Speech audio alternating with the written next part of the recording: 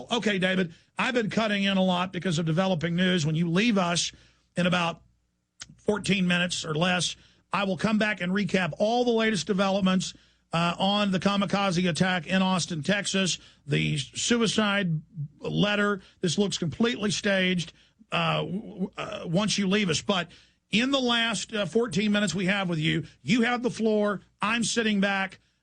In fact, I'm even going to go listen to you in the control room to control myself and not butt in. You have the absolute floor, David Icke.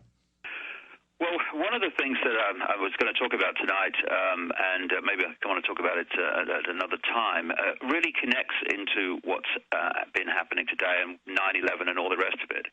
Because one of the things that I've been trying to get across to people for years is don't judge what these people will do on the basis of what you will do, because we fall into the trap. It's easy to do, but when we look through our eyes at the world, we think that everyone else is seeing the world the way we do. It's not like that.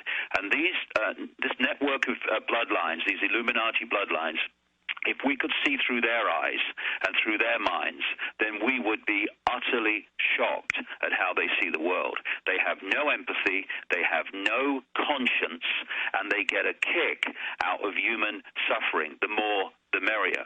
And over the last 20 years, I've discovered many things, but one thing is very relevant to what I'm talking about now, and that is in every single country,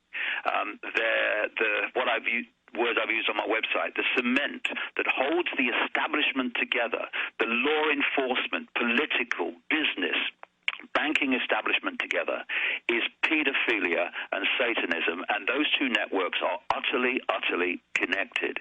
And all over the world, these rings operate, and they abuse children in the most staggering way, torture them, rape them repeatedly, force them to take part in human sacrifice ceremonies. Now, when you start to appreciate that this is actually going on, and these people have the mentality to do that to children, then 3,000 people killed on 9/11, or 1 million people killed and maimed as a result of the fraudulent invasion of Iraq, Afghanistan, etc., takes on new understanding. I'm exposing a story at the moment, which is the microcosm of the macrocosm, which is of a young Down syndrome girl in Scotland. She's not in Scotland now; she's in England. She's had to flee because of the threats and the treatment that she's had when she tried to expose this with her mother.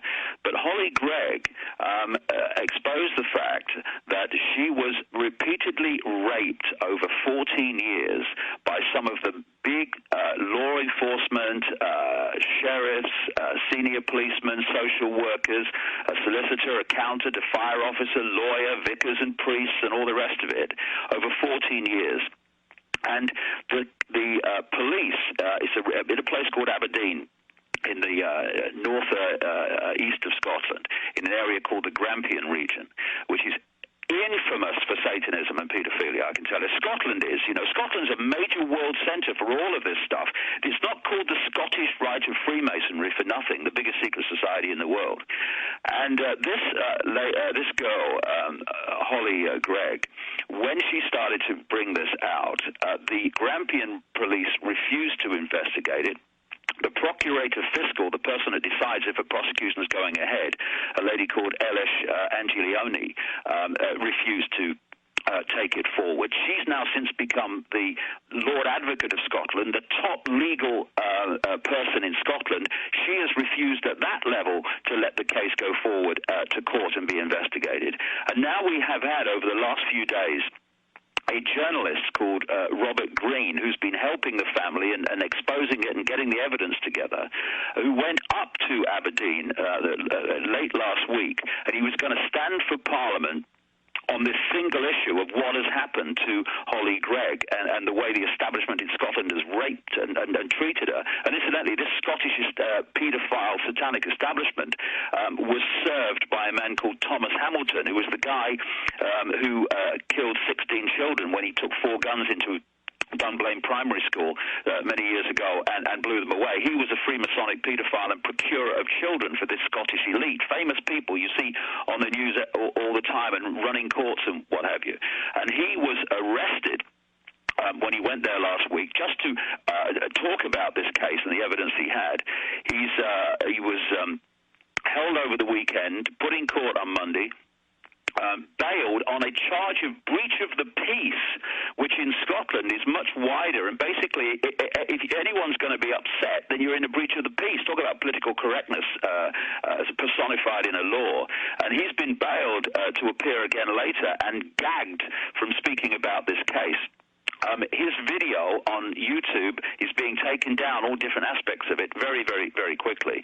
And if people go into my website, they can read the whole story. And what I'm saying is that this pedophile satanic network is operating in Scotland, and it goes out right into the Scottish government, right into the Westminster government, right into the British government. And because these different rings, these national pedophile satanic rings, connect into other rings, exactly the same thing is happening in America, in North America, in Canada, in the United States. Everywhere you go, you see the same pattern. Australia is a major, major center of pedophilia and Satanism. And you always find that the key people in the establishment, whenever you investigate them, Alex, you go down the road of one thing leads to another. It always leads to pedophilia and Satanism. And I'm sure Father George Bush will confirm that.